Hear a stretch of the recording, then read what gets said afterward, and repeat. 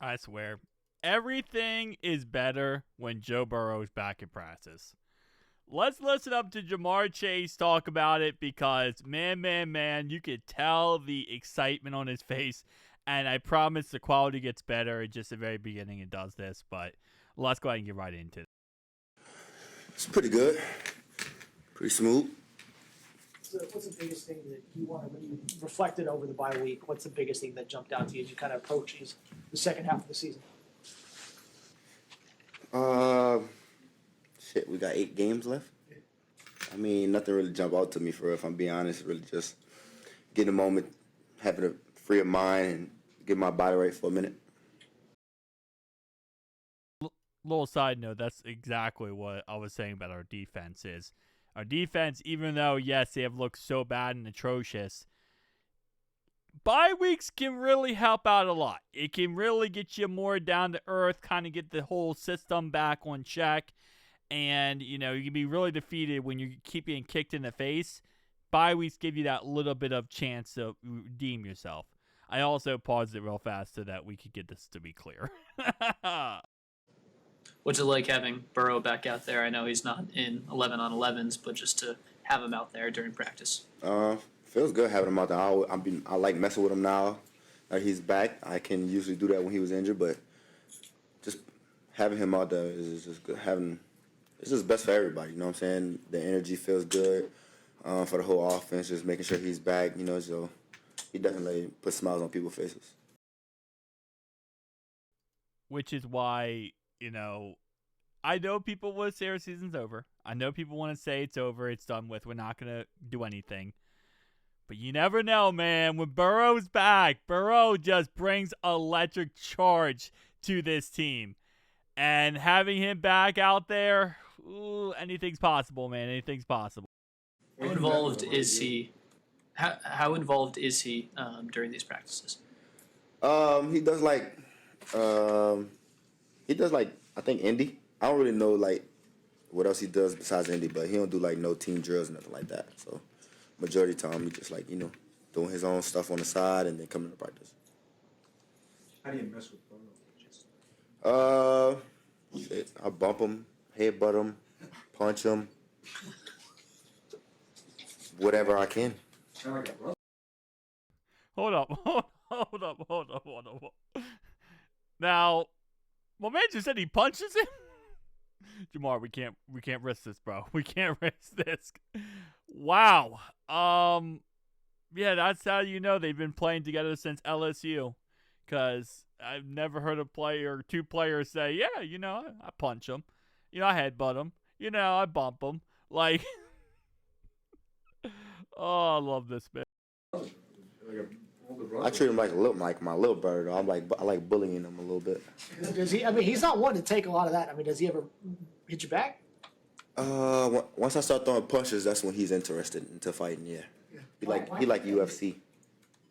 Yeah, you say it again. Why do you think that is? Why do you think it takes a couple punches for him to land, for him to then all right, let's get it? I just think he liked the motion of punching and kicking. He's such a UFC fighter, so. Did he clue you in? Did you know he was getting close, or were you surprised that some people? When he practiced? Yeah. Did you know he was? I didn't know he was practicing. I was surprised. I just seen him putting his stuff on. I didn't know what was going on. So that's interesting. Hey, listen, I did my tinfoil hat theory the other day saying maybe, just maybe, the whole situation with how our season's going is why Joe Burrow came back so early. And it's not because he's ready. It's because he sees the writing on the wall that this season is almost done with.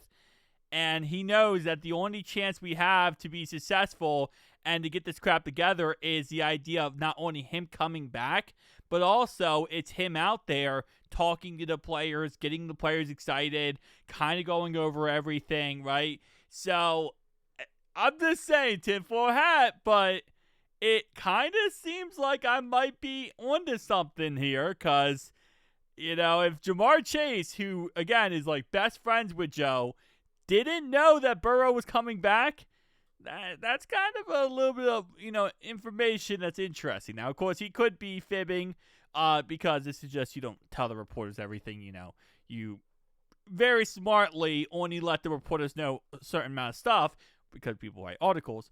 But still, it's a little interesting. When did that start? When did you start messing with him? Did you do that at LSU? Hell nah. Why not? He didn't talk to nobody. And I ain't really know him either. I'm not gonna push somebody buttons if I don't know him yet. You know, I just mess with him every here and there. But like now it's like, you know, I see him. We don't talk in the morning sometimes because it'd be so early for me. Then once lunchtime comes, we start talking a little bit. It's not really till you got here did you start being the type to mess with Joe a little more. I want to say just his last year at LSU. Yeah. Felt like we had a lot of just a bond. Practice only, or we push his buttons, get him going during games. Maybe if we score that drive, I might say some slick shit. Some slick words to him. Sorry. Low key, that's the second time he dropped the S-bomb in this press conference. He actually did in the very, very beginning. I don't know if you guys caught it, but yeah, he didn't. He did in the very beginning, but he didn't say anything about it. I don't think anyone caught it. But yeah, definitely. Hey, listen, it sometimes happens, man. It sometimes goes on. You know, you can tell having Joe Burrow back. I mean, look at Jamarr, dude. Look at Jamarr Chase, bro. He is tickled pink. He is absolutely ecstatic to have Burrow back. And that's what Burrow does for this team. A lot of people say, oh, as just a player, right? It's just a player. What does he do? He is an energy. He is a force of happiness for this team, for these players. And having no Joe Burrow is more than just not having a player. It's being depressed. It's being upset. It's being like, we're defeated. We're down, you know? So, I mean, just, bro, Chase's energy shows it all, how beautiful it is to have him back. We're all adults. What's, you know, obviously a big game against the Steelers coming up. What would that mean to be able to sweep them and kind of get some momentum back after kind of how the seasons went, especially these last couple of weeks? Yeah, I think it'll be good just to get our momentum back after those past 2 games we lost. Just knowing the feeling of how it feels to lose and win. Knowing after some games we're supposed to win. So, you know, just having that feeling of losing. I think we don't want to feel that again. So, you know, we got to have the mindset to win this game because that's where we want to be for the AFC. Does it help having Flacco on your team, knowing that this will be the 3rd time that he's played them this season? Does that help at all for you guys, or? Yes, but that's more of a quarterback question. I'm not in the quarterback room. I don't know what they're talking about. Well, does he talk with you guys, like if he notices something? No? No, not really, no. You're just not a talkative guy? I mean, good job. Pretty much what we get usually. Let's go. I low-key feel like that was the reporter trying to set up a whole entire article.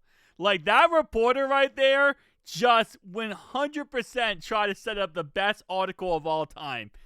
Jamarr Chase and Joe Flacco doesn't talk to his receivers. Like, that was about to be the absolute kill shot for an article. Jamarr Chase claims that, you know, Joe Flacco doesn't talk to him. They're having issues, beefing, like, you know, a bunch of other crap that's going to be posted, right?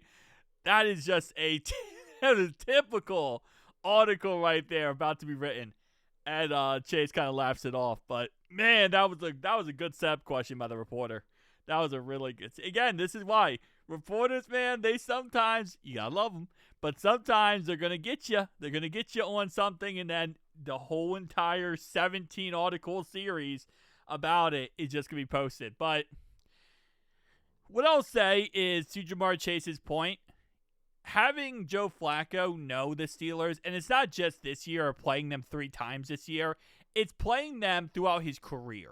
You know, this is not someone who, like Jake Browning, for example, has a limited sample size versus the Steelers. If we would have picked up Mike White and started Mike White, he had a limited sample size versus the Steelers. Sean Clifford, you know, even Jameis Winston, even Russell, maybe not Russell Wilson as much, but he played for him. But every quarterback we would have taken outside of Joe Flacco has a limited sample size. Joe Flacco has a very, very good sample size versus the Steelers. He played against them his whole entire career in Baltimore, in Cleveland, and now in Cincy.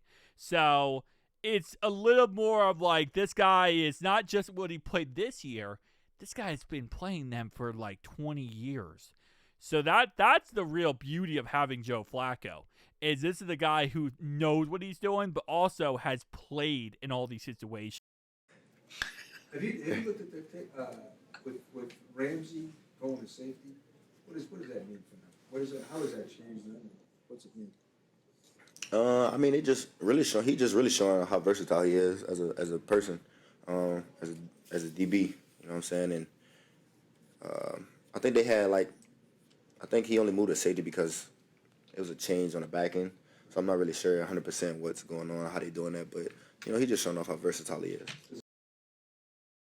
That's something that I think there was a couple people in my comment section was saying that about Cam Taylor-Britt. They want to see him move to safety. And I would be interested in seeing that.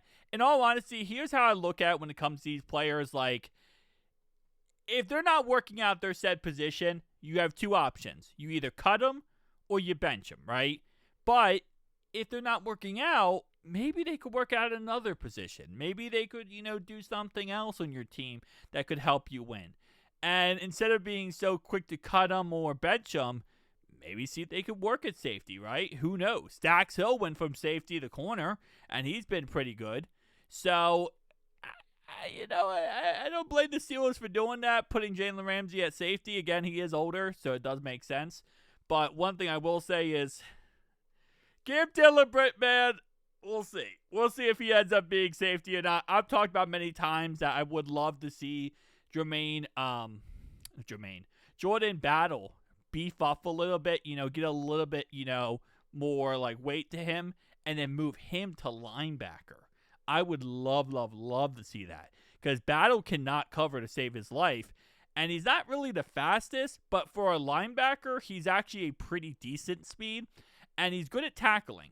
Well, there was times in his career that he was good at tackling.